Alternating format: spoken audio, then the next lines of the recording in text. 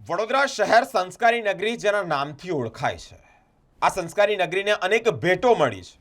આ જ સંસ્કારી નગરીએ દેશ અને દુનિયામાં પોતાનું અલગ આગવું નામ જમાવ્યું છે। તેવા મહારાજા, તેવા શ્રીમંત મહારાજા સર સયાજીરાવ ત્રીજાની આજે જન્મજયંતિ। ગાયકવાડી પરિવાર દ્વારા જ તેઓની કીર્તિ મંદિર સ્થિત જે પ્રતિમા છે ત્યાં પુષ્પાંજલિ કરવામાં આવી છે।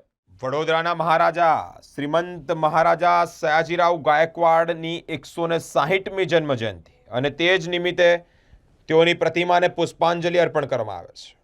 વિવિધ કાર્યક્રમો યોજાયા, જેમાં દૂરદર્શી દીર્ઘદ્રષ્ટા રાજવી ગણાય તેવા શ્રીમંત સર સયાજીરાવ ગાયકવાડ વડોદરા શહેર માટે અનેક પ્રજાલક્ષી કામ કર્યા, સુખાકારી માટે કામ કર્યા। આ કાર્યોને યાદ કરી તેઓની પ્રતિમાને પુષ્પાંજલિ અર્પણ કરવામાં આવી રહી છે।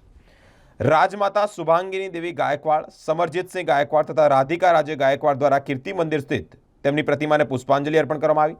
શહેરના અગ્રણીઓ, રાજવી પરિવારના અન્ય સભ્યો પણ પુષ્પમાળા અર્પણ કરી વર્ષોથી ચાલી આવતી પરંપરાગત મુજબ કીર્તિ મંદિર ખાતે ફેકલ્ટી ઓફ પરફોર્મિંગ આર્ટ્સના ગાયન વિભાગના વિદ્યાર્થીઓ દ્વારા ભજન સંગીતનો કાર્યક્રમ પણ યોજવામાં આવ્યો હતો।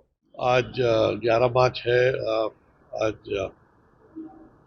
हमारे शहर के जिन्होंने ये सुंदर शहर हमें सब लोगों को दिया है, श्रीमान महाराजा सयाजीराव का आज जन्म दिवस है, 161वां जन्म दिवस है। और हर साल की तरह हम लोग यहाँ कीर्ति मंदिर आते हैं, उनको याद करते हैं, उनकी एक माला भी चढ़ाते हैं। और ये वडोदरा के लिए बहुत ही महत्वपूर्ण दिवस है।